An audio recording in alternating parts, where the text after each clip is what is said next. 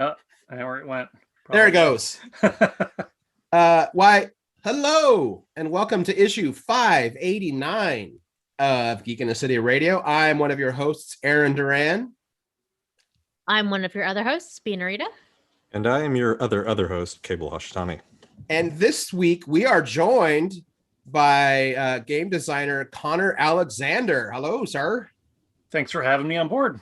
Yeah, this is super exciting to have you on here. We're jazzed for this for sure. Same here. So I think I know Connor's answer, but everybody else, how's your week going? Pretty good. Just started. Sorry. That's true. You all have different schedules now, huh? Because this is...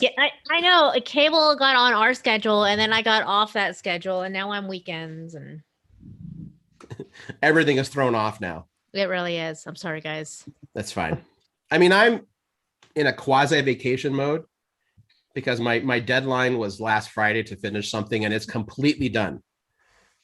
I mean, now it's just editing and notes back and forth, but my heavy lifting is done. Nice. I quit my job last week and then worked 6 days out of 7. Wow. She works a lot for being unemployed. I know, right? That happens. That 100% happens when you're unemployed. You know what? That's true, Cable. I remember the last time I left my last official day job, I worked more in the 2 months after. I was like, I'm going to screw around for months and months. No. I think I took on 3 volunteer projects, created another podcast. Oh, yeah, that's right. And accidentally. Continued on. Yeah. And continued. Yeah, that was clever. Yeah. So, yeah, you're always busier when you're unemployed. Yeah. I've had a few friends also say that as well. So, well, I think we can jump right into it because Connor's a very busy person right now. I got nothing going on. Nothing going on. So for folks who, if you're not an RPG fan, you may not understand the big deal of this, but if you are, you know exactly what's pretty cool right now. So Connor Alexander is one of the founders, designers, and writers. Is that correct? Mm-hmm. Of Coyote and Crow. It is a Kickstarter campaign, and Coyote and Crow is a role-playing game based in a futuristic North America that was never colonized. And yeah, Connor, I feel like you should just take off from there. Like, go ahead. What inspired you? And yeah, I mean, fire away. Yeah, so I think the root of the story really starts back when I had a conversation with a guy who is a consultant for native representation in games, and he'd said something about even when the gaming industry gets representation right, it's almost always through a colonial lens, and that just sort of stuck with me. And then I saw a trailer for a video game. This was a few years ago, I think 2018. Saw a trailer for a video game called Greedfall. I don't know if you guys remember that game, but the way they portrayed it was very sort of like steampunk European alternate timeline where they travel across the ocean to find a cure for a disease, where there are these magic savages who have the cure for the disease. And wow, was it offensive. I mean, It was just so over the top offensive. And I began to think, I grew up in the game world. I didn't start working in the game industry until 2014.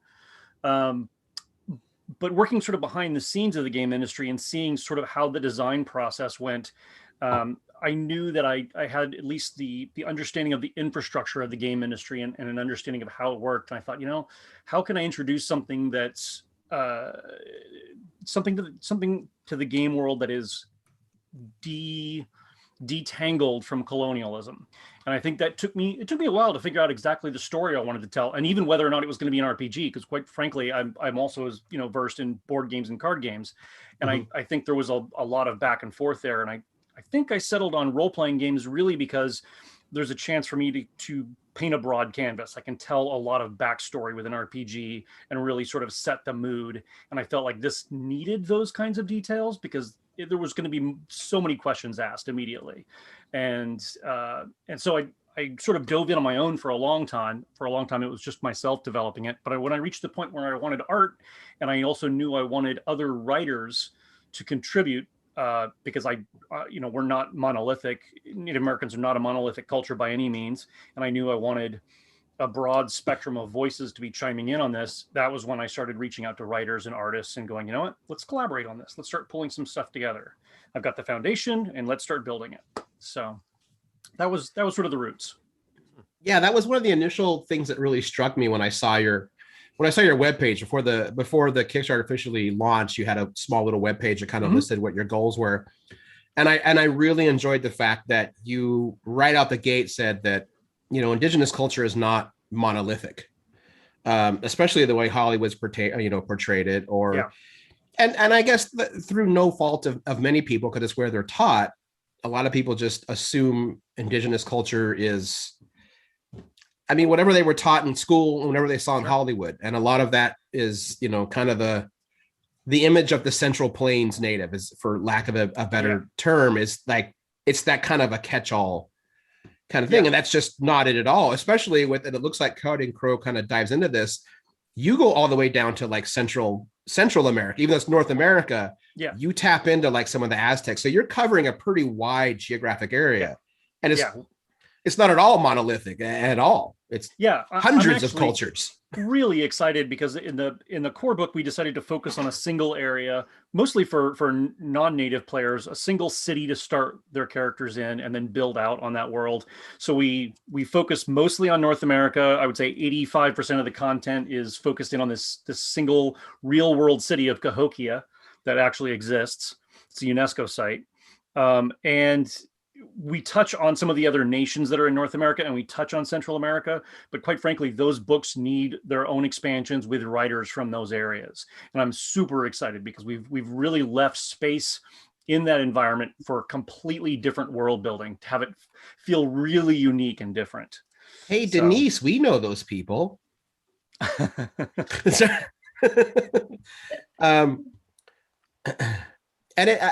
I like that you focus it on the one city. Yeah.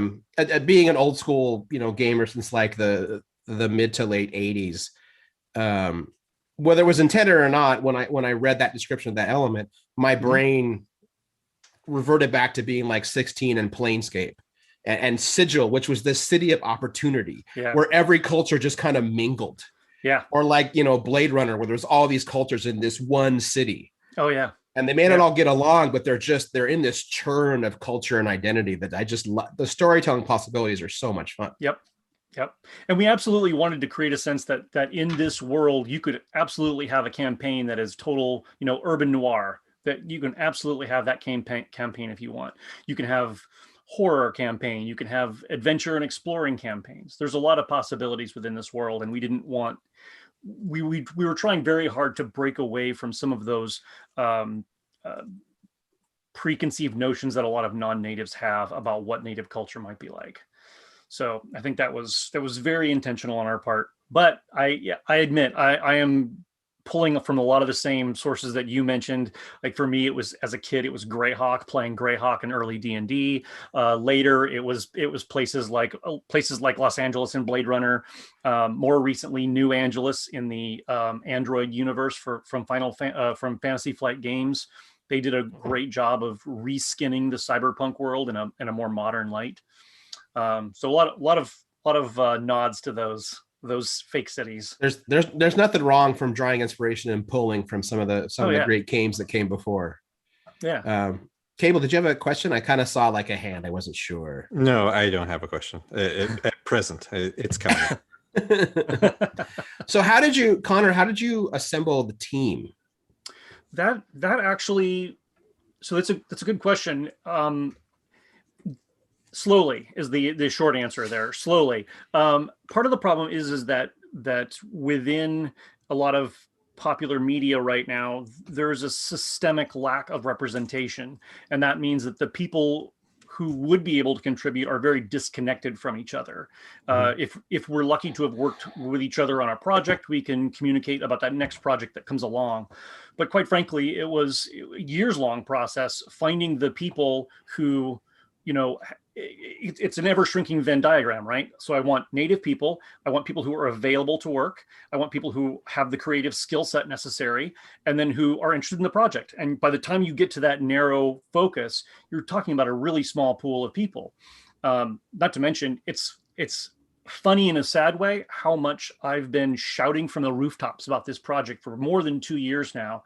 And I still get people every day going, how have I not heard about this? And natives too, like native creative folks, like native artists, native writers going, how did I not hear about this? And I'm like, I've been throwing money at advertising. And I don't mean advertising for the Kickstarter. I mean advertising trying to get people to come work for me. Yeah, whether it's paid advertisements on ArtStation or DeviantArt or Craigslist. I even got to the point where I was throwing ads up on Craigslist. So it was a long, slow process to find the people that were right for this project. But it seems like you're definitely getting the response now. Yeah, absolutely. Absolutely. And the folks that I've got now, especially my core writing team, are brilliant and so completely different from me. They have such completely different lived experiences and such different backgrounds. It's amazing. It's amazing. I will put out something that I feel is, whether it's a rule or a mechanism or just a setting idea, and they will come back and go, well, what about this? And it's something, 180 from what I came up with. And yet it still feels like they both fit in the world, which is great. Mm-hmm. That's fantastic. So one of the things that happens a lot when books like this get produced is maybe one or two of the people have a cultural connection. Mm-hmm. But we did the kind of like the dive on the Kickstarter on your own webpage, and the vast majority of the creators on your book are indigenous from various cultures and tribes within North America.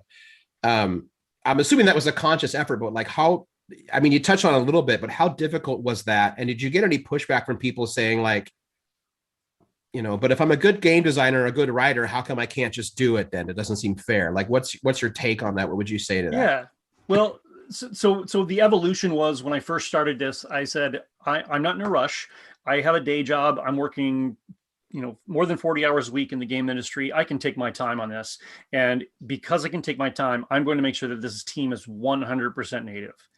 That lived for about a year and a half before I realized that for certain things, I just wasn't going to be able to accomplish it. I was never going to get made if I kept up at that. So then I moved the goalpost a little bit, and I said, I don't want anybody who is going to create content for the stories that is non-native. I don't want any writers involved here that are creating content that don't have a native background. That I've been able to stick to, which has been great. So we've had people who have done, graphic design or some layout work or some of the map making or some of the art have not been natives, which is okay. I'm okay with that as long as it's all coming through us. It's all coming through our team. The team is seeing it. The team is talking about it, and it's going through a lot of filters along the way. I never got any. So the myth and world building is through a native lens. Absolutely, absolutely. Yep, 100% of that. And then.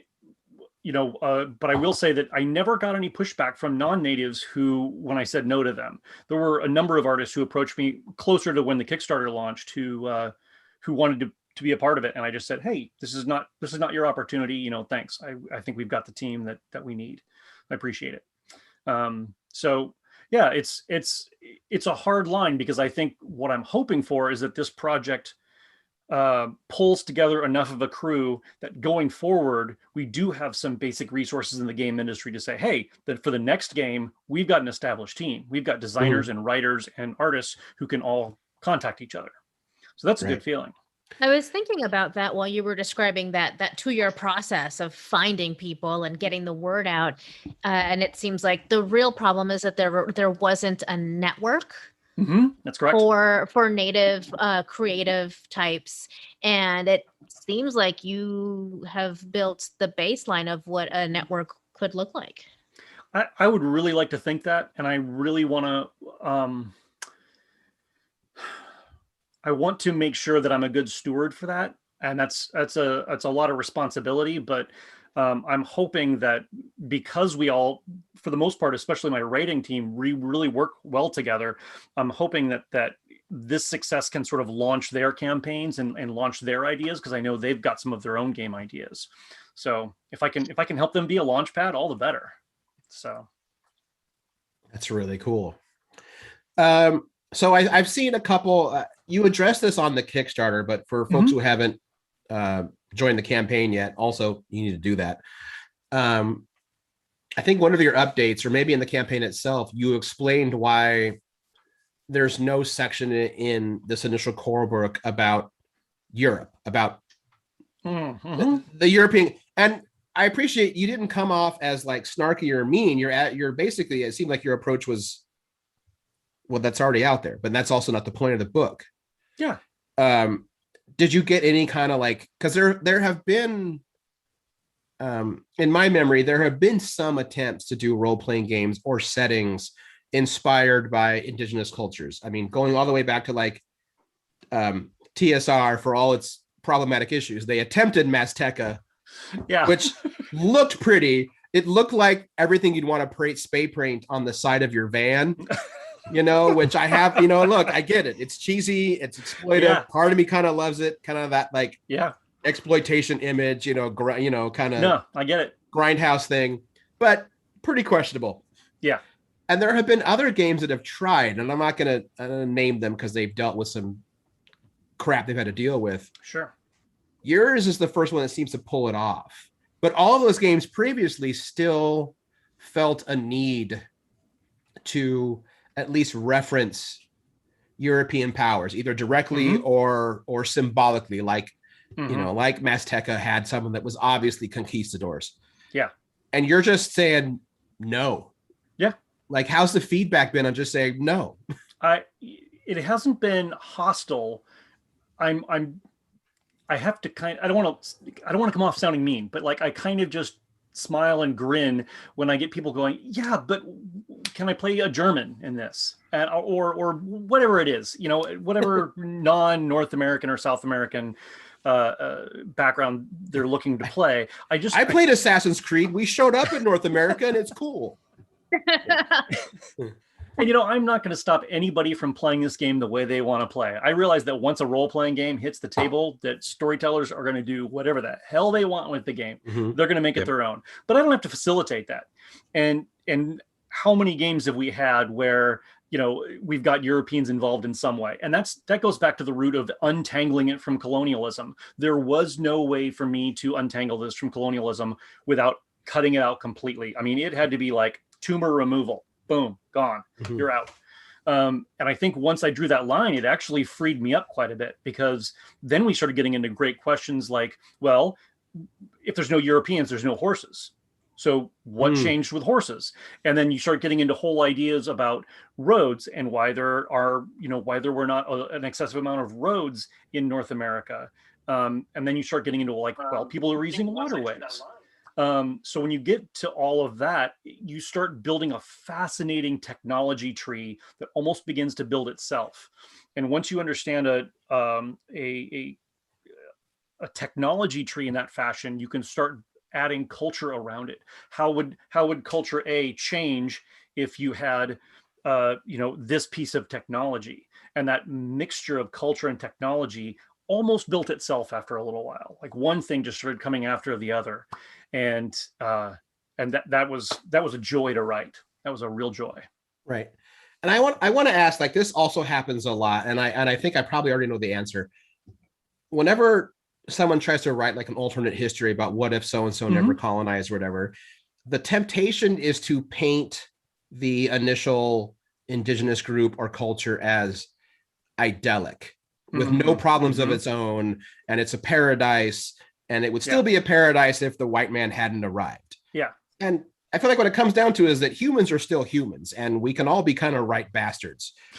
And I mean, how do you approach that? I mean, you're like, look, we weren't fucking perfect. So, I mean. Absolutely. So I think one of the first things I realized when I created the incident that altered our timelines was that I wanted that same incident to be a nexus of change and a nexus of social evolution for the people on these continents, on North and South America. And if you're living in some sort of pseudo paradise, I think the evolution, the social evolution, the technological evolution is going to be really slow. There's not a whole lot of things pushing things forward. There's nothing pushing society forward there. And so I think having this sort of global disaster that not only removes Europe from the picture and removes the other continents from the picture, but creates a climate disaster on this continent that pushes people together, pushes them in a way that they wouldn't have normally, forces them, forced migration, reduces the amount of resources these people have available. You create conflict then. You create interesting storytelling ideas, but then you also create a situation where people are forced to adapt. And I think that need for adaptation was what drove the initial change in pace of technology in this world. So 700 years later, and a little bit of a fantasy element strewn in a little later down the line, you get some really interesting tech. Oh yeah, I can. From the limited pictures you've shown on the campaign and on your webpage, the tech looks super fun. Yeah. I'm so jazzed to try this game out.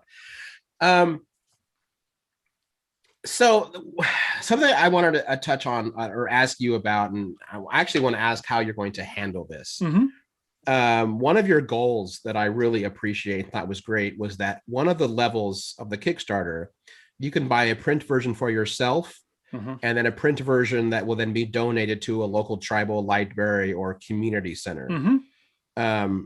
What are your thoughts and reasonings behind that? And in terms of your initial ideas of what would happen and what's happening now, like what are your thoughts on that? So two-part answer there. So when I initially had the idea, it was based on a pledge level from Eloy Lasanta's game, Orin. It's an Afropunk sci-fi role-playing game that came out a few years ago on Kickstarter, and mm-hmm. he had a pledge level where it was donate a copy to underprivileged youth. And first of all, it's a brilliant idea, because I really feel like role-playing games are, once you can overcome that initial cost hurdle, they're actually mm-hmm. really cheap, right? You can get a lot of play value out of a book, but there mm-hmm. is an initial barrier to entry right out of the gate with a lot of physical role-playing books. So I wanted to get this game into the hands of as many natives as possible, not just kids, but native folks who had maybe never played a role-playing game before, because there's a certain degree in this story, even though it's not a utopia, there's a certain degree of hopefulness that this world portrays for natives that I think is not seen in a lot of media. A lot of media, when you look at modern media for natives, a lot of times we're dealing with very unpleasant crap. We're dealing with a lot of stuff right now that's difficult. Mm-hmm. And as much as I love accurate representation, some of that stuff can be pretty heavy, and it's not always a lot of fun. So what I really wanted to do was go, how can I get this game into native hands and have them have a chance to play this game that they see themselves in? So that was sort of the impetus for that. Now, when I started the Kickstarter campaign, I was maybe thinking 100. I think we're around in the 2,000 range right now, 2,000 donated. So you initially thought, if we can donate 100 books, I'll consider that. That would be a win. That's a mm-hmm. win. Yeah, absolutely. So at that point, I was willing to bring in 100 copies into my house and just mail them out one at a time and do it that way. That's what I was prepared to do. That's not a big deal. But now at 2,000, we're looking to partner with a few different organizations. I'm going to brutalize the acronyms, but I think it's the American Indian Tribal Library and Museum Association. Man, I hope I got that right. But in any case, we're looking to partner with a few folks who can help us manage the logistics of contacting all these folks and getting the games to where they need to go. I think that's one challenge. And what was also surprising to me is how many people had questions of, yes, I want to donate. And can I tell you where I want it to be donated? I have a library or a reservation that means something to me. That was something I was going to bring up for me, for my donation. Yeah. Yeah. And so all we can do is say, yes, we'll absolutely take your request into consideration. We can't promise.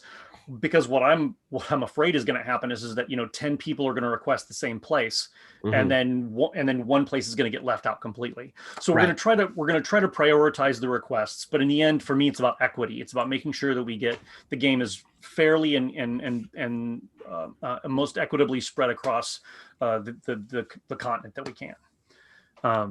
So yeah, that's exciting stuff. Yeah, and you're basically at the halfway mark of the whole campaign. Yeah, tomorrow's halfway.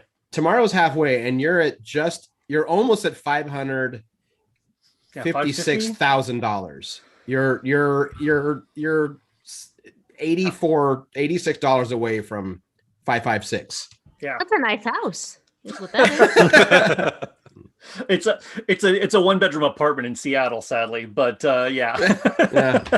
Yeah. That's why I don't live there anymore. Yeah, Bean, it's a decent house in Gresham, in Portland area. Let's be honest here. Yeah. What is something, and we've got some questions. We have on the YouTube page, we have a live chat there. We'll actually what do you guys think? We should just jump to that really quick. Yeah, we can switch gears real quick. Really quick here. Let's look at let's see, listener Brad. He's got a gameplay question. What are some of the things in the gameplay that you enjoy that you didn't expect? And first off, really quick, you're using a D12 based system, which I find incredibly charming because no one loves the D12. And I think it's one of the most aesthetically pleasing die in the polyhedral set. Yes, I love the D12s. And it rolls perfectly. The D20 rolls a little too easily. Yep. The D10 and D8 bounce. The D12 just has a good roll. Yes, and nice visible numbers too. Yeah. Yeah. So what are some of the gameplay mechanics that I really like? So for me, there was one key moment I had in the early development it's transformed, of course, over development, but one of the key mechanics that I really love is called focus. So a lot of times in games, you get modifiers to your dice, add this or subtract this, add more dice, take away more dice. But once you roll, the roll is the roll, and that's the end of it. One of the things I like about focus is that it adds this element of heroic storytelling to your character, where you can alter the value of the die. So if you needed to roll an 8 on a particular die, you can spend 2 focus if you rolled a 6 and change that 6 to an 8. And you get to decide then when that roll is important to you. I love that mechanic. It is in playtesting. It has made the players, I can see it on their faces. It's made them feel more heroic in those key moments when they need a hit to land or they need an ability to fire. Being able to spend that focus has been brilliant. Right. Okay. When you just got to fire that torpedo down the exhaust port. Yes, exactly. Or the rebel base is doomed kind of thing. Exactly. I want to get to norms in a minute, but I actually want to jump to listener Bex. She has a question. How newbie friendly is it? She asks, because she tends to play RPGs with people who are she knows RPGs. I tend to play with people who are pretty new to RPGs. So I'll be honest with you, Bex. It's a little crunchy. I've worked really hard to make sure that this game plays mostly from your character sheet. I am not an RPGer who likes to reference a bunch of tables. I have done my best. Oh, thank goodness. Yeah. I want people playing, not referencing. So I strongly feel that once you understand the game, you can play almost without opening the book, especially if you've got a good story guide. That said, it is a little crunchy in the initial phases there, especially during character development. There's a lot of depth to the character development. I will also say that one of the stretch goals that we hit is a rules light version. And the idea for that was specifically that we wanted to create a version that was so light that we could get your auntie to play at the table when she's never played a role-playing game before. You can get her to the table and get her playing. So that was a big goal for me there, to have that version act as a lead-in. But I will say that the game is moderately crunchy. Okay, I mean, it's not that bad. And so you say it's somewhere between, I don't know, Cable, what do you think is a very rules light RPG to get going into? I mean, I think 5e is not that bad, but the 5e has been streamlined so much. Yeah, I would say it's less crunchy than 5e, but maybe a little bit more than maybe something like a World of Darkness. I don't know. That actually seems very not crunchy to me. Yeah, because when I think crunchy, I think just bloody Pathfinder. I think so much math. I think Traveler. Oh my God! Oh, Wow. Wow. It's Mad the love only for game Mark where- Miller, mad love for him, but yeah, it's crunchy. It's the Yeah, only I- game where you can die in character creation. Mhm. There is I- definitely a lot going on with the characters, though, right? You pick your archetype, Mm-hmm. which there's 6 options there. You pick Mhm. your path. I think there's like Mhm. 2 dozen paths. 15. Mhm. Okay. 15. Yeah. And then also there's like the benefits and the detriments. Mm-hmm. I wanted to know more about those, but Yeah, there yeah. there is a lot of There is a lot of stuff. there's a lot of combinations that you can Yeah, create for absolutely. different character builds. I will say that the archetypes are extremely loose. They're closest to D&D class, but they are so wide open. They do not constrict anybody on later choices at all.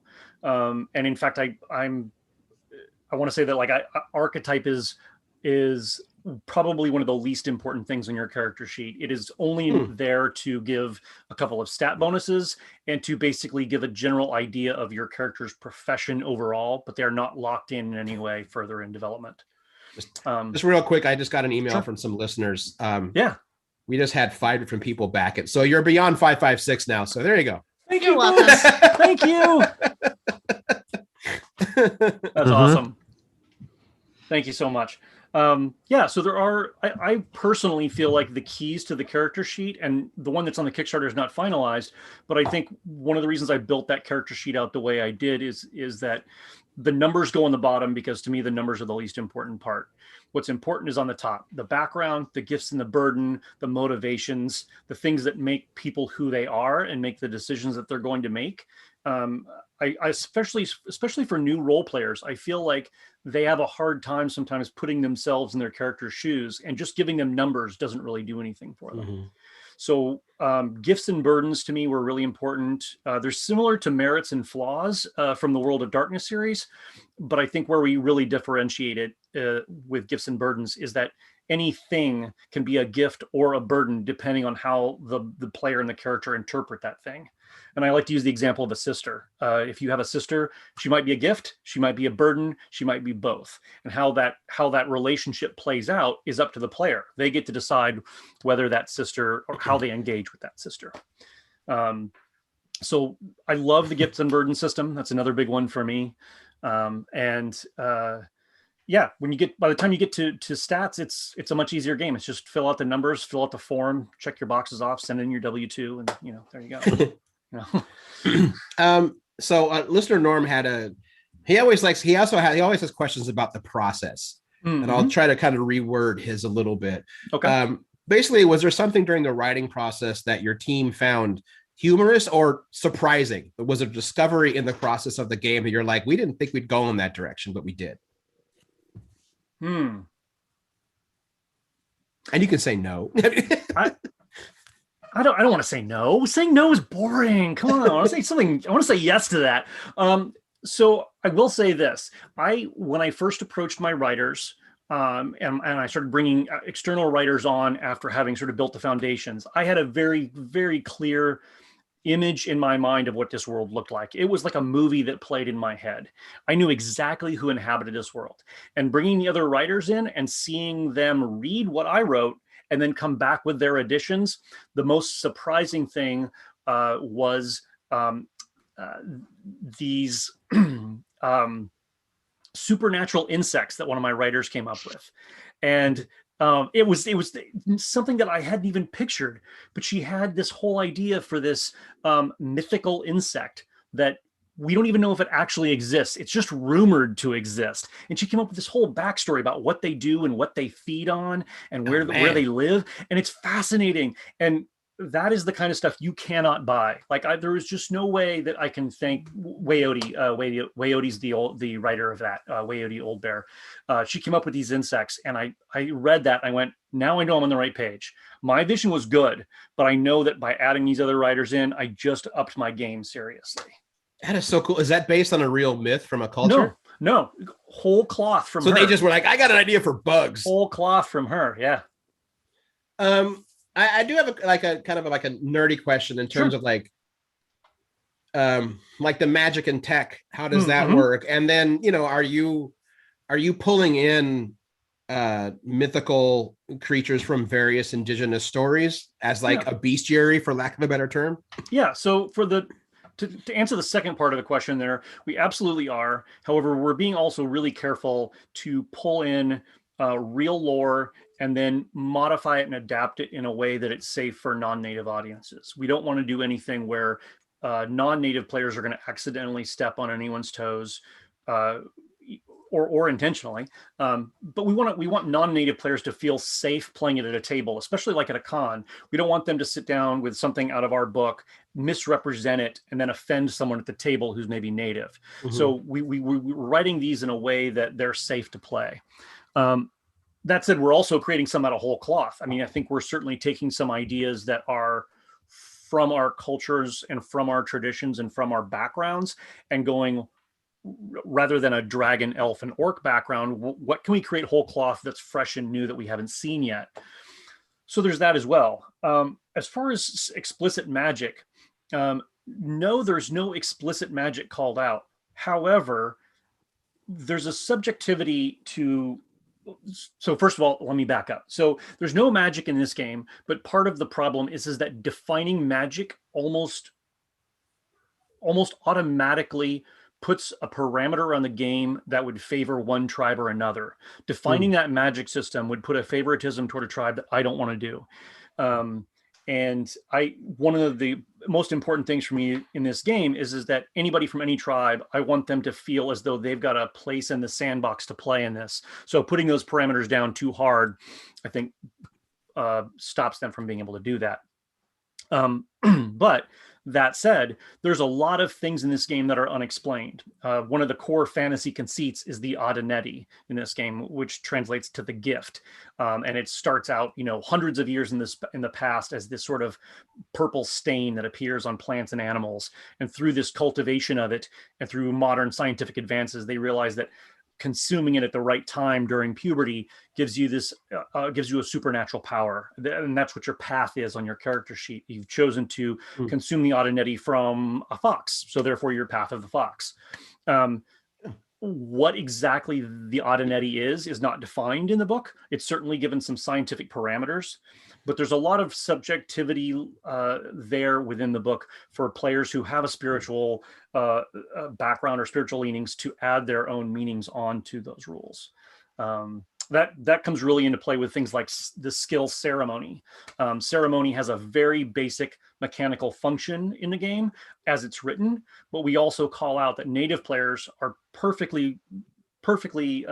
perfectly acceptable for native players to strap on their culture with their story guides for a mission and say, hey, I want the ceremony to do skill to do this in our campaign because this is a ceremony that my tribe practices.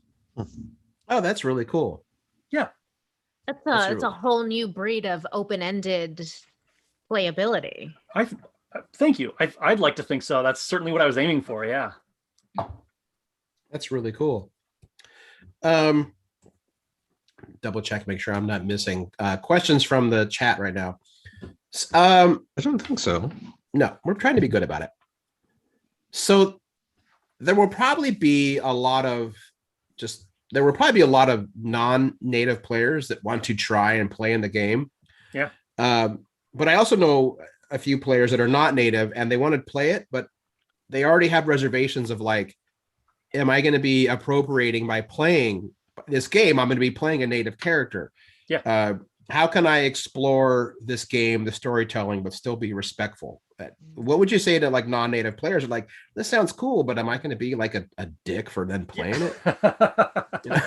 So first of all, absolutely not. Let me welcome you to this game. This game is built for natives and non-natives alike.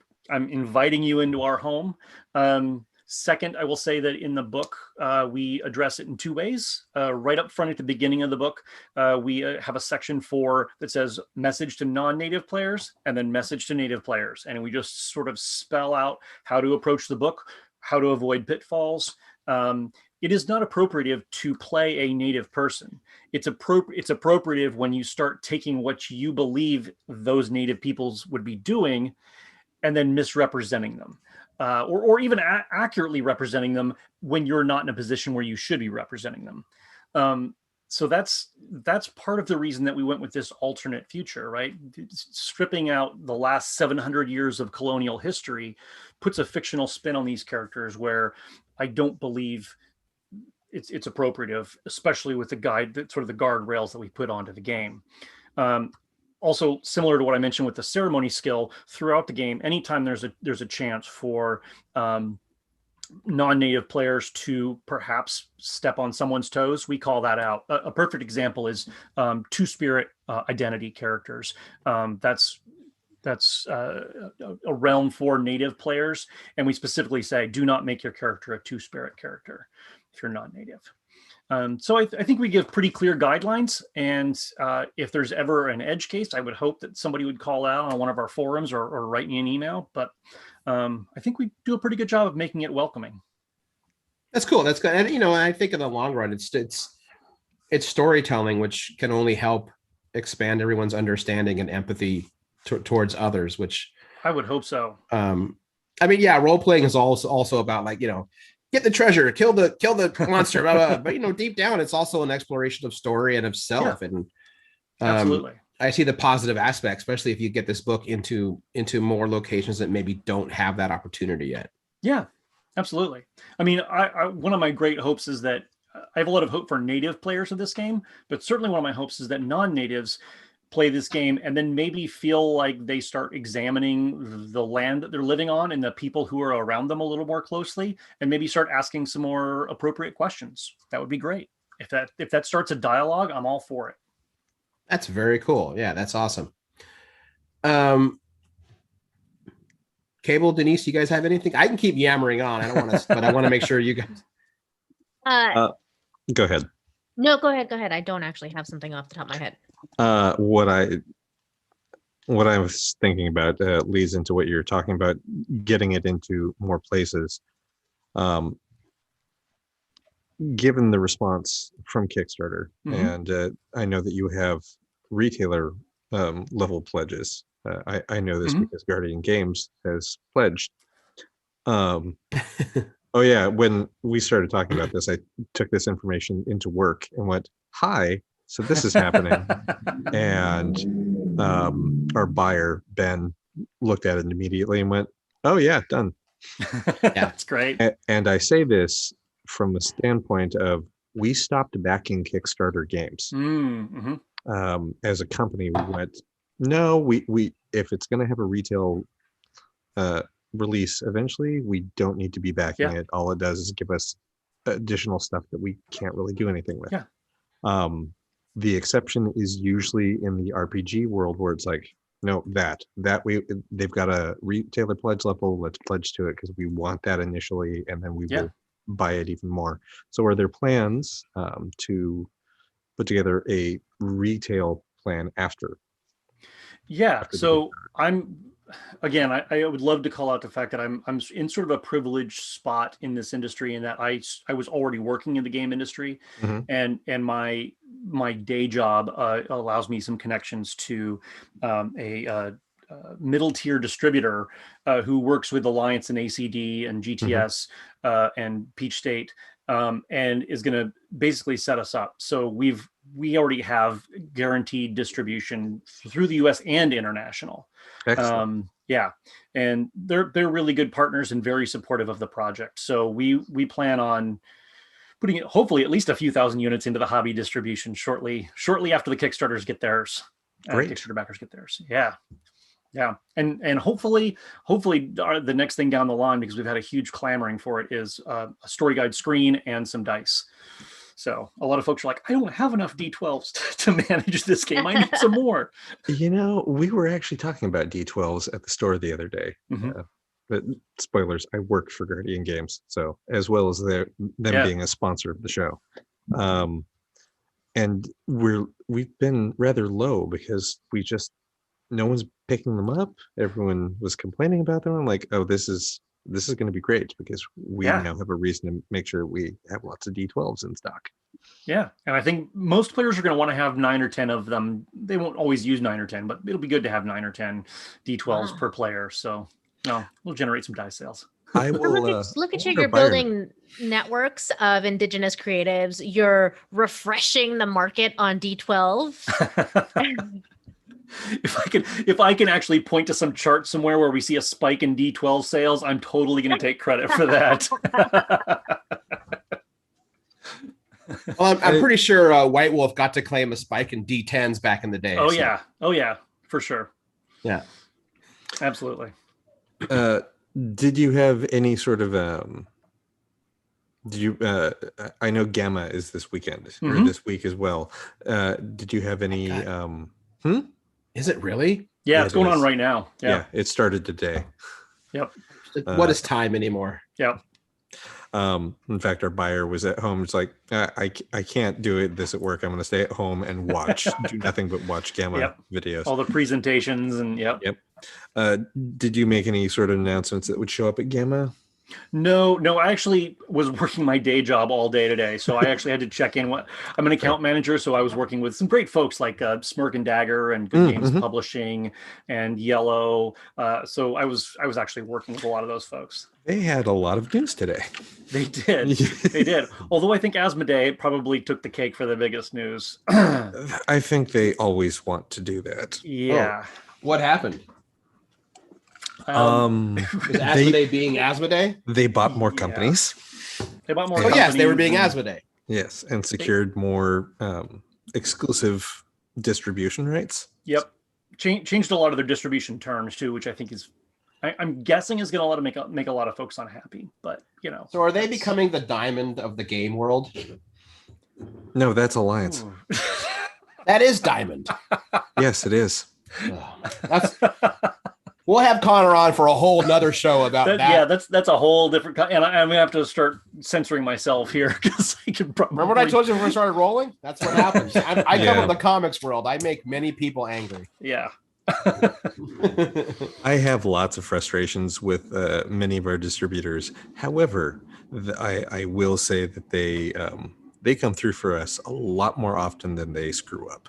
So. Yeah, and you know, nice. behind it, I know there's a lot of good people. You know, Mike and Mike Webb, and then Mike Peschal, and you know, all those folks. There's some really good people in distribution, and they work hard. I don't know if you're familiar, but I work at PSI, so a tier sort of above them. But it affords me the opportunity to work with some amazingly creative folks and wonderful publishers. Here's a little tidbit for you.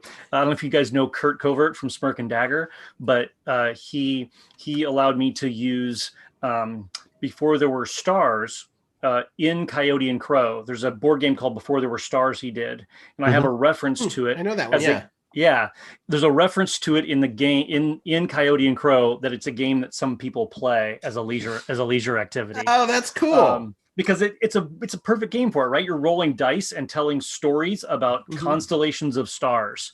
And I was like, you know, that's an indigenous idea if I ever heard one. So Heck yeah. Cool. Yeah. I believe it's sitting right there on top of your copy of Mariposas. Yes. Yeah, right over here. Yes. Oh, okay. Yeah. Oh yeah, our listeners were talking about your collection back there earlier in our conversation. There's a lot of envy going on in the chat. Oh, thanks. Yeah, there's a lot of envy and already respecting your bona fides as they were by seeing all the. Like I'm envious of the stack of Unmatched over there. That's been one I'm like, oh, do I want to get into this one too? I have one of them that I'm never going to play it. I think I have the Dracula versus. Oh, you have Cobble and Fog. Cobble and Fog. Oh, am I confusing? Okay, yeah. Mondo put out a couple copies, so yeah. Mondo and Restoration partnered for that, and yeah. It's a reskin of Star Wars Epic Battles. Yep, exactly. And no wonder the rules caught on really easily for me. Yeah, super simple and super addictive. During the first few weeks of COVID, my partner and she and I broke out all the Unmatched and created a tournament, a double elimination tournament, and started playing that. Had a great time with it. Every combo. How did Bruce Lee do? Bruce Lee got eliminated in like the third round, I think, but it was against Bigfoot, and Bigfoot is so okay. That's fair. So powerful. So Bigfoot's broken. Bigfoot. I don't want to say broken. I like what somebody from Restoration said, in that they intentionally built the characters with a bit of swing to them. They didn't want the characters to feel like a 50-50 proposition. And so I feel like characters like King Arthur are extra challenging, and then you've got characters like Bigfoot who are a little easier. So I'll give those to newbies. I'll give Bigfoot to a new player. I appreciated one review that I saw that says, whatever character that you're playing against will always feel like it's OP. It doesn't matter who it is. It's just going to feel overpowered. I totally agree with that. And Bruce Lee is amazing, man. When you could drop some of those combo attacks, like pow, pow, pow, pow, pow, it's just amazing. I just love the fact that it's all these fictional characters throughout all of Unmatched, and then Bruce Lee. Yeah. I mean, he was a mythology unto himself. He was. Even if he was real. Yes. So a quick little, sometimes Norm hits us with kind of goofy questions that are still fun. Okay. Well, this is good because it's about other games. That's true. It's about other games, right? Yeah. So this makes the assumption that you enjoy adult beverages. If you don't, then that's fine. Okay, so Norm asks, "What is your RPG with when you're RPGing with friends? What is your drink of choice?" Well, the hard-hitting, deep questions. It used to be, once upon a time, it used to be at least a 2-liter bottle of Dr. Pepper in my youth, which is arguably more dangerous than any kind of liquor you could buy. Yeah, at a certain point, I had to turn that faucet off. It was hitting me in the insulin really hard. I had a friend who, during a gaming night, used to kill 2-liter bottles of Mountain Dew. That hurts my stomach. Yeah. In my later years, what's funny is for a long time, I was a person who never, ever drank brown liquor. If it was a brown liquor, I was not interested. And then a few years back, I took a trip to Scotland, and trying to be an open-minded person, I went on a Scotch flight and fell in love with smoky, peaty Scotches. And so now that is my drink right there of with choice. you on that one then. Oh, yeah. Give me a Lafroig 10 or a Lagavulin 16 or Colila 12. Now we definitely have to hang out and game. Do you own a 1 square patch of land? I do. Yes, absolutely. As do I. Absolutely. We'll go there one day together and we'll game on our little patches of land. Stand on my 1 foot square of peat bog. I'm gonna bring a little Lego tower for mine with a flag. Nice. So back to Coyote and Crow really quick. Yeah. So Pipe Dream, how do you see this game expanding? Do you also, beyond that, do you see a time where, the Asian American community or various other, at least in terms of like Western civilization, marginalized communities come to you and say like, hey, can we do a source book about us? Like a version of us, that could cross over, maybe doesn't have to, but use the same system and the same world. Yeah, I guess my 2-part answer for that is, one, I started with a pretty small dream on this. It was an 18K goal. At this point, I'm done dreaming small. At this point, with this response, I think I have a responsibility to start dreaming a lot bigger. So besides expansion books and besides custom dice, besides all of the expansions and world building I would want to do within the RPG, I'm interested now in expanding beyond. I mean, we've already had people approach me about comics, about an animated series, about a TV series. Oh, let me know when you want to do comics. I mean, all of those things are forthcoming. I mean, my work schedule on Coyote and Crow went from, let's tweak this one skill. I think it might be a little OP to, oh my God, I need a business attorney right now. Get me a business attorney on the phone. Cable and I talked about that this morning, actually, because he and I have both done campaigns and run 501c3s, and we're both like, I mean, he probably has, but do we suggest on the show that he find an accountant and an attorney and all these things? CPAs, bookkeepers, all that stuff. All of it is just you became a business. Yeah, absolutely. Overnight. And because of that, like I said, I think it's important then that I stop dreaming like just in RPG terms. I think the world has a lot of potential for storytelling there, and it doesn't need to be limited to the book. but as far as the other half of that question about bringing in folks from outside of North or South America, I'm going to be really protective of that. I'm going to be really protective. I at least want to see the brand really kind of develop and that world get its due before I even entertain that. Right. There's a lot of other RPGs set in other worlds, and I feel like I owe it to my native cousins to let them sort of relish this for a while. No, that's actually really cool. I really dig that answer, because as much as you want a world where everyone has their own game, the fact of the matter is that in indigenous, as a rule, the indigenous Americas has been ignored. Yeah. And pushed to the side.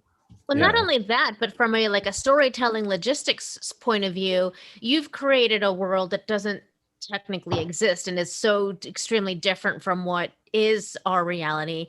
How can you envelop other cultures from other parts of the world?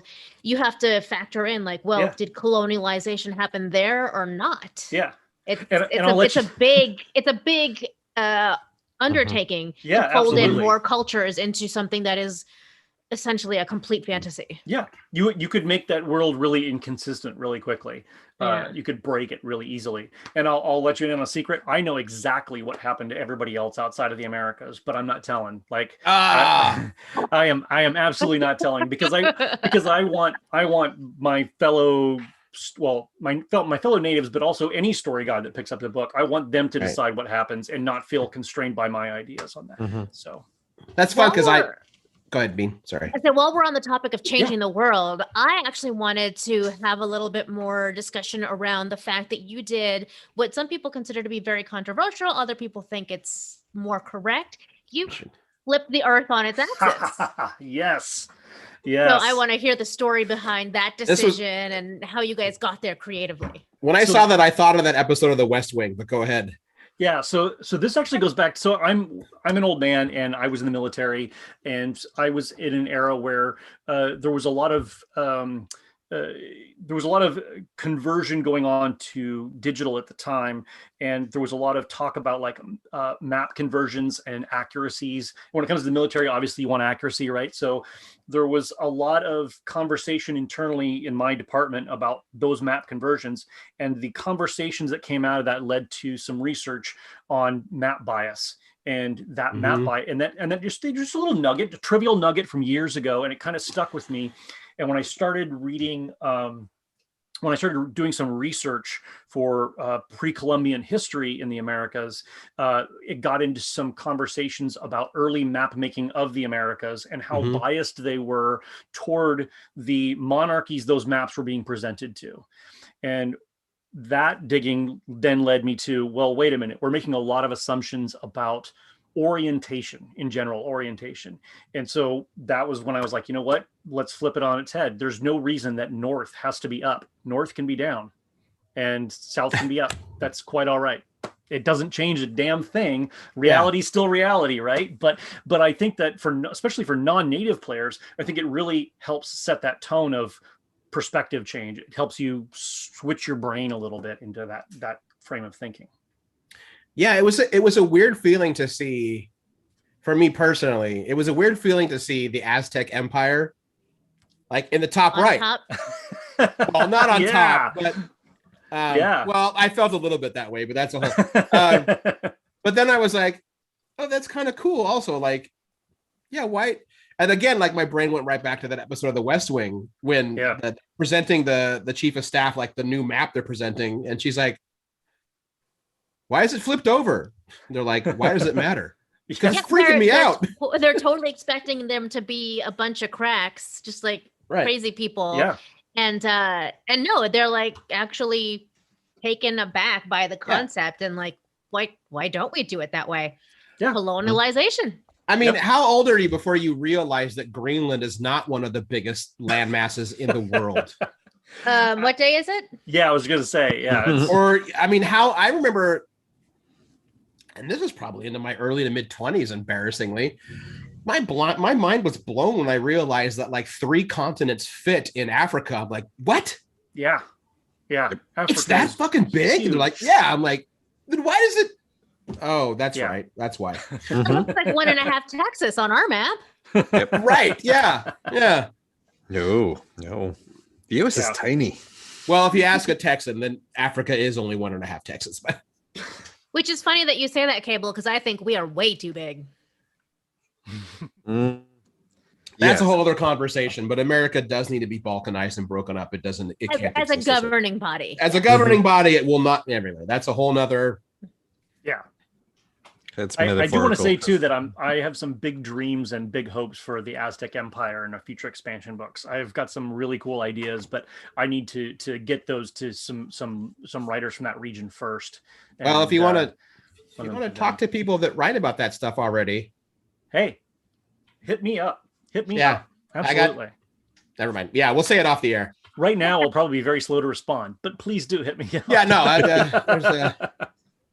Well, don't forget, we got you over that 5,600 for 560 today. So yeah, I owe you one for sure. I'm so used to the show, like giving people the bump where they make the goal. And because we started talking about 3 weeks before you launched.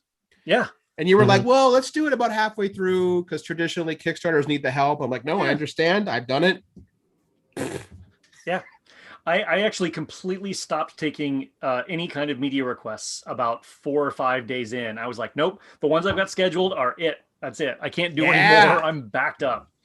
So, yeah. So thanks, guys. I appreciate you being early and prompt and getting in on this. Well, in full disclosure, we have to thank our friend Sarah Spoon Waffle. Yes. For putting me in the initial contact. She was so very charming about it. She sent me a message and she just sent a link with this. She's like, so this is a friend of mine. He's doing this game. It sounds pretty cool and it'll probably be up your alley and for you personally and for the show. So like, check his game out. If you like it, invite him on, but don't say that I said anything. I want him to think that that people are discovering his site on his own. On their own. Sarah. That is so Sarah. I was like, all right. And I reached out. And then after you said yes, I said, hey, full disclosure, we have a mutual friend, Sarah. But it's fine. Clearly you have plenty of other people finding you without Sarah's help. Yeah, that's right. Yeah. I have an amazing Kickstarter manager who came on board prior to launch, and she's been really helpful.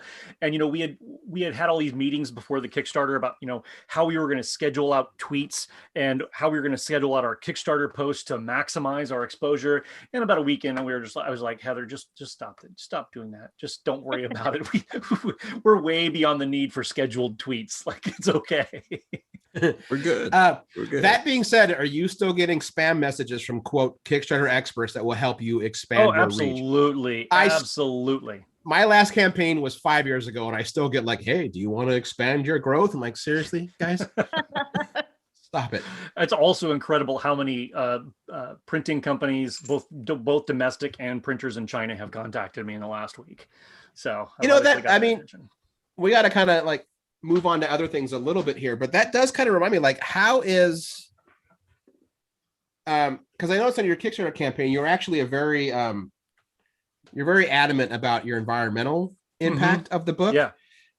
What are some of the approaches you are taking? Sorry, I just realized my computer hasn't been plugged in and it's about to die, so plug it in. Hey, good. What are some of the choices you are making to make sure that the book also has a decent carbon footprint, as it were? Yeah, I was going to say the first thing we wanted to do is print US. As much as I love the cost differential on Chinese printing, the shipping involved is just so brutal, and so printing domestic is important for us. We're working with a couple of different publishers on quotes right now. Unfortunately, like within the last couple of weeks, there's been some changes in paper prices. There's some strangulation in the market going on with China, and it's causing everybody to have an uptick in costs. So by the time we go to print, I'm hoping something has shaken loose and things have changed a little bit, because we are, I think it says on the Kickstarter 300-page book, but I think our most recent estimate is pushing it closer to 350 or 400. We're getting sort of finalized on a lot of our writing, but we still have some art layout work to do. So I know the book is going to be a little bigger than I originally planned, and that's all right. We can afford now, I think, to expand out a little bit and fill that book out. As one who loves to own hardback RPG books, they could never be too big. Well, especially because we're building a world here that is, completely new, right? Like we're not relying on cyberpunk tropes or sci-fi, science fantasy tropes, or classic fantasy tropes. So I feel like it's justified to have a little extra world building. But the next part of my process for trying to minimize our environmental impact is actually with dice. I was going to ask you about that. So yeah, go ahead. So I'm working with, I shouldn't say I'm working with, I'm chatting currently with 3 or 4 different organizations that are involved in bioplastics, both in bio-based plastics and biodegradable, and the two are 2 separate things. So I'm trying to get a company that can produce bio based plastics and biodegradable plastics in a single form, and work with an existing dice manufacturer that can produce dice that fill both those needs. Unfortunately, it's a big ask right now, and I might be a little too far ahead of the infrastructure curve. It might not happen. I'm not sure. I feel like there would be dice manufacturers out there that would love to be the company that says, hey, we make these types of dice. Yep. And there are a couple of companies that are very eager. They like the idea, but all of them have said, whoa, I don't know. We'll get back to you soon. Because my brain goes to companies like Dwarven Forge that love to do different dice.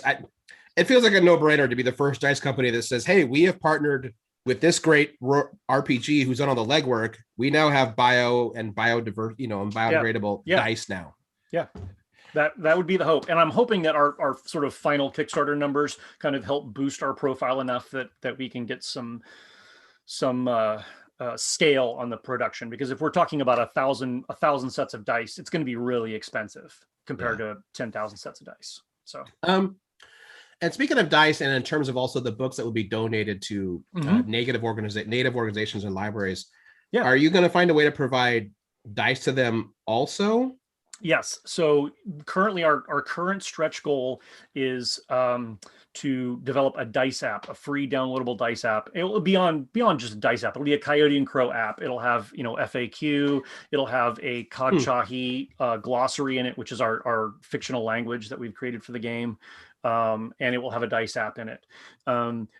I'm personally committing to make sure that dice app gets made, whether we hit the stretch goal or not. Like if I have to dip into my own funds to get it done, because I don't want kids to just read the book and put it back on the shelf because they don't have any dice. Right. So that's because I'm trying to stay kind of active on your updates, and I read different comments and stuff. And it seems like a lot of the people who've been commenting, especially when it comes to the dice and the book getting out to various libraries, it seems like the audience is totally willing to be like, we're all gamers. We have so many D12s. Like I could almost picture a grassroots campaign where gamers are like, can we just give dice? Can we facilitate a way to send dice to these probably kids and their family to play games? Because regardless of your ethnicity or whatnot, I feel like at their core, gamers are good people that want more gamers. Yeah, absolutely. Absolutely. I think I'm not sure how difficult that kind of organization would be, but I do feel as though, especially once we have the list of libraries and schools and community centers that have received these books, and we have that list established, it's going to be much easier for us to direct future help to those places once we've established those contacts. So I'm hoping that it's not just we drop a book off at their door. What I'm hoping for is that down the line, we can send them organized play kits. We can send them a free adventure and say, hey, here's how to set up a weekly play session in your library, and give them advice for that. I mean, that's my hope. Oh, that touches my nerdy gamer heart. Yeah, that's what it's all about, right? Like I feel like I'm a lot of us here are pretty lucky to be in the positions we're in financially and socially. And if I can, help the next gamer along, that's awesome. That's great. I mean, it's no exaggeration when I say there were moments from my life in junior high and high school where like gaming probably saved me from doing something like darker or bad or doing something that would have impacted my life negatively. And for as much as gamers get teased in high school, role-playing games really give an outlet of expression to people who are already marginalized, whether they know it or not. Yep. You know? Absolutely. Literal character building. Yeah. Yeah. Or exploring Absolutely. something that you may question about yourself, and you can do it safely as a character. It's not you, it's your character, you know. I mean, I remember as a kid, you know, having friends over for a weekend and literally playing a role-playing game the entire weekend. And every, you know, 8 hours, my mom would drift through the room and go, "You're still just sitting there quietly at the table. You've not moved in 8 hours. You seem to be enjoying yourself. What's going on?"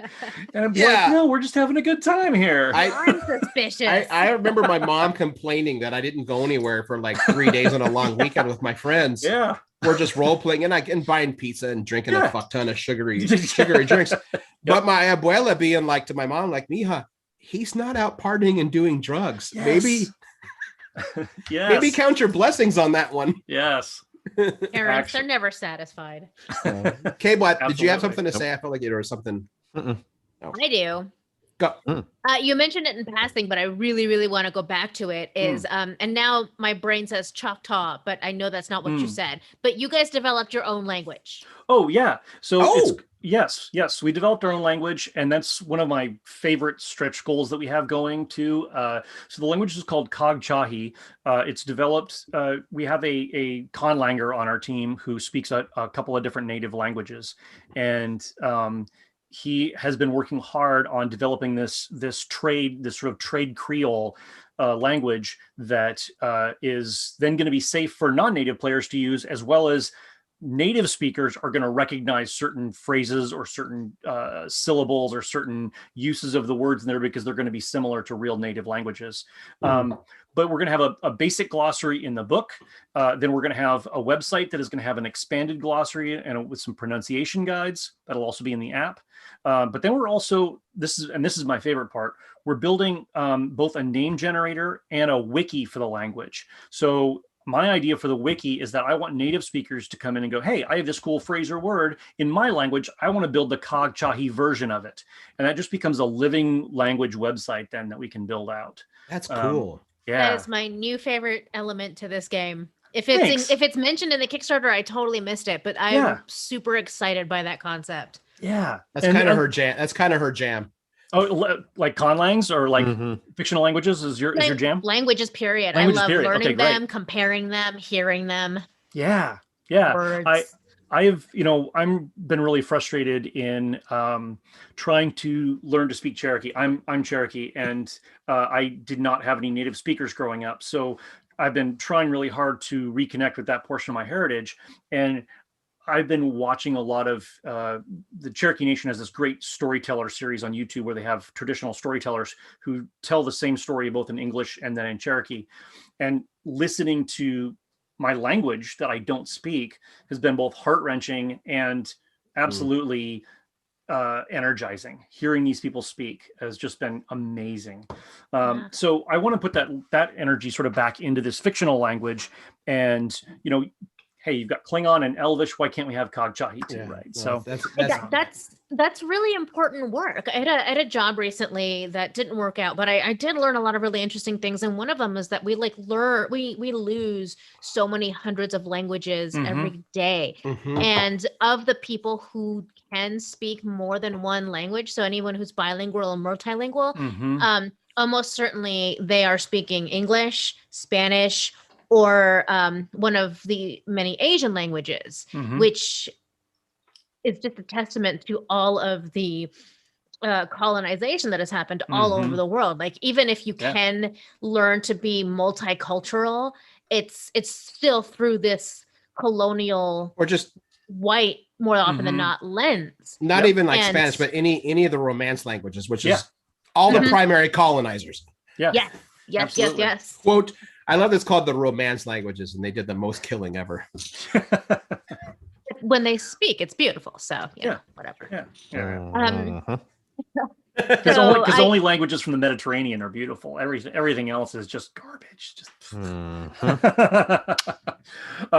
other thing I wanted to mention about the languages, though, is that we're also building a name generator, and currently it's working on a sort of a static list of pre-generated names. But we're hoping that we can sort of create the AI on the back end that will actually create world appropriate fictional languages so that non-natives have a sort of a source to go to for generating their character names and aren't accidentally slipping into tropes or stereotypes. I Really stumbled quick. upon that in a game I'm about to start with Cable, actually.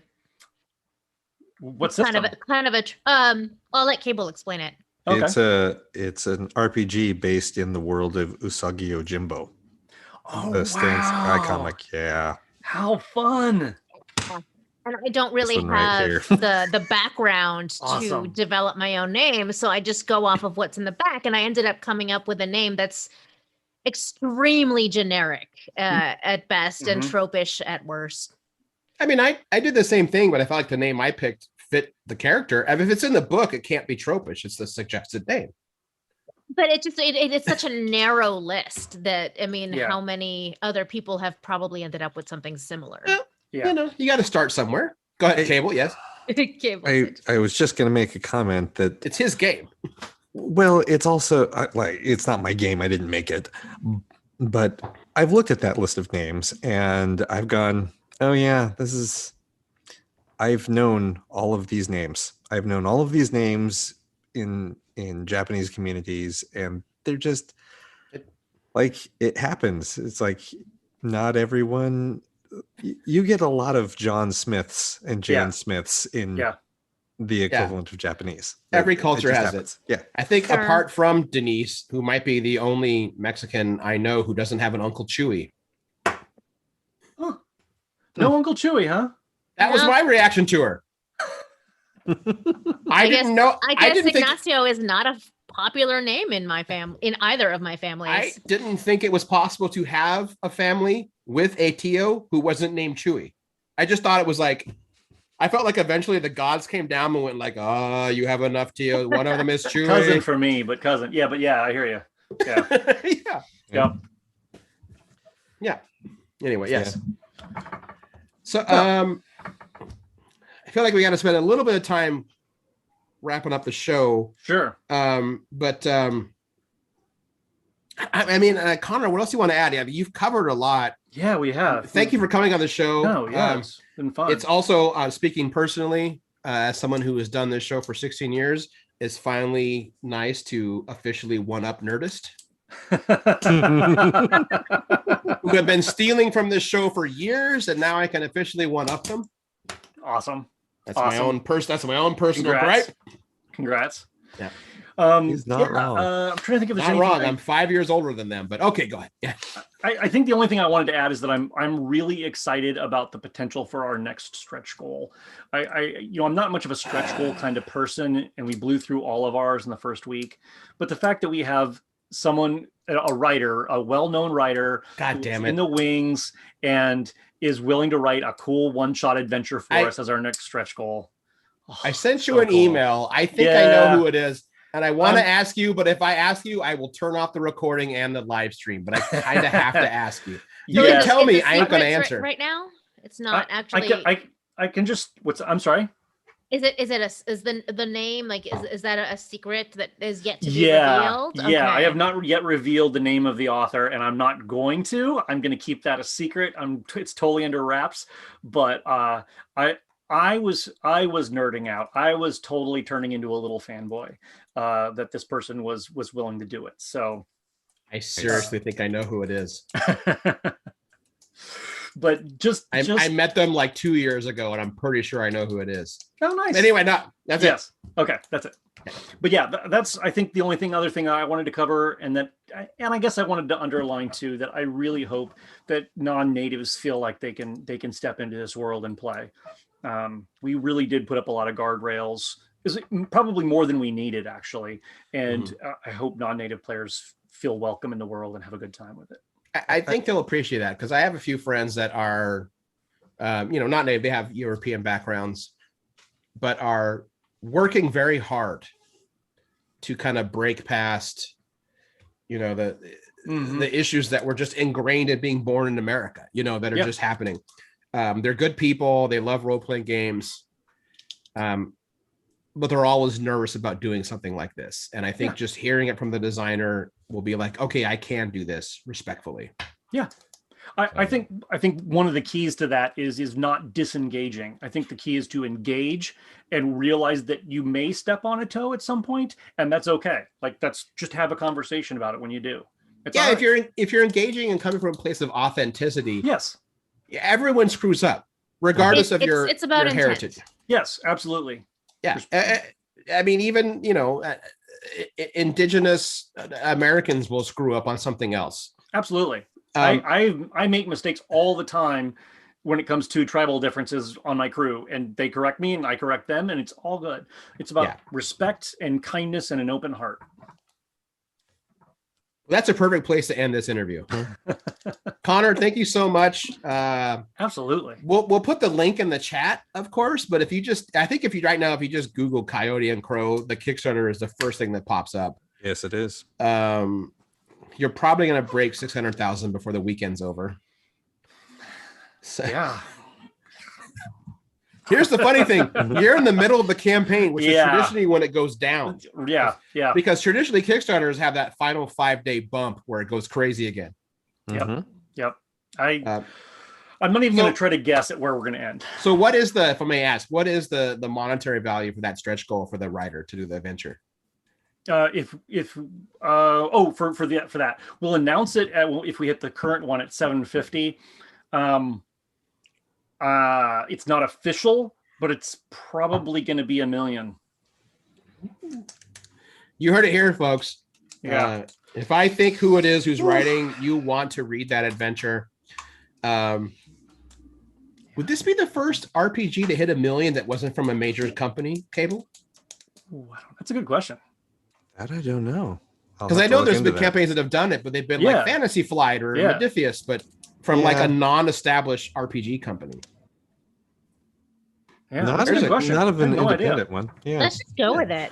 That's a good goal. Yeah, say it. Do it. Oh, not bad for my first Kickstarter, right? Oh, now you got to rub it in.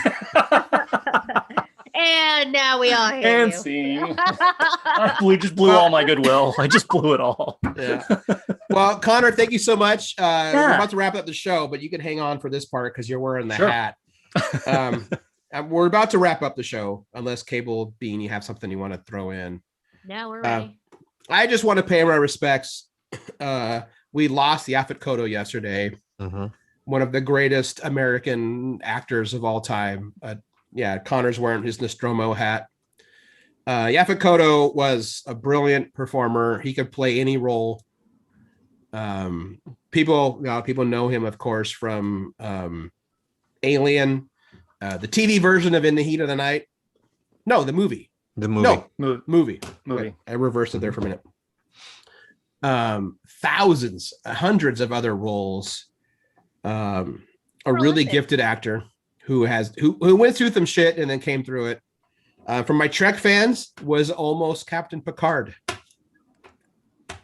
Wow, I didn't know that. That's right. Yeah, I remember that. Before they picked Patrick Stewart, the next person they were, and I think Yaphet Kotto, I think they didn't pick him because he had commitments, so he ended up backing away, and they're like, "Well, we got to find someone else." So Yaphet Kotto was almost the captain of Enterprise D. Wow, that's amazing. Yeah, I can picture that actually.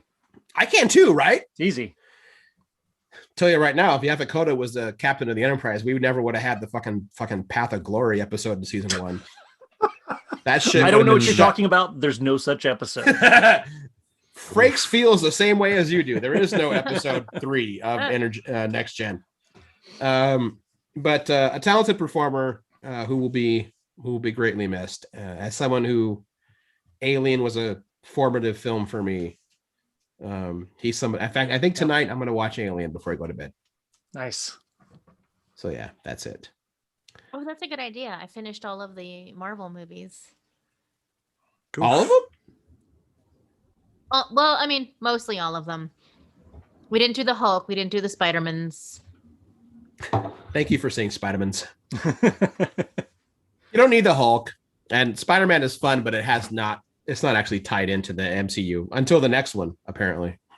Well, doesn't Far From Home have Doctor Strange in it? So that's No, he's referenced, but he's not in Yeah, it. He's not in it. okay. Nick Fury's in Far From Home. Yeah. Cable, yes. I was going to say Homecoming. Homecoming tied in. has Iron Man. Oh, as Iron Man, Yes. Tony Stark. Yeah. Far From Home is tied in, and No Way Home is No Way Home is very tied in. Yeah. hella tied in. Yeah. No Way Home is the fourth one that's not out yet. No, Right? Third. Yeah. Third. Oh, okay. Third, I always mess yeah. that up. I meant the third one is what I was talking about. The one that I thought had Doctor Strange. The one that I haven't seen. Yeah, that will. It will. It does Yeah. have The Doctor third one Strange. will, yeah. Gotcha. All right, so we got to wrap it up. But quick, Connor, this is what I like to throw to every game designer or comic writer out there. If you had one IP to turn a game out of, what would it be? No pressure. Oh man. Oh, no pressure. No pressure. That doesn't already exist. Mass Effect. Ah. Does that count? Can I call Mass Effect? No. Yes. Not a Yes. tabletop. All right, Nate, it's not an RPG. Yes. That's a good pull. No one's ever actually said Mass Effect in the one time I've asked this question, which is happening right now. But it's a good question to ask every comic book creator and game designer we have on from this going forward. Why hasn't there been a Mass Effect RPG? It's Right. such a Dragon- rich There's been a world. Dragon It's Age one. always writes. Yeah. Licensing. Yeah. There's been a Dragon Age one. Mhm. Same company. Someone must have, but someone was willing to pay whatever they were asking for it. I guess. It's So. always this. Always. Can I Connor add it, again. Tim? Go ahead. Oh, I was just gonna say I wanted to add in a sort of a joke answer there. Cormac McCarthy's The Road.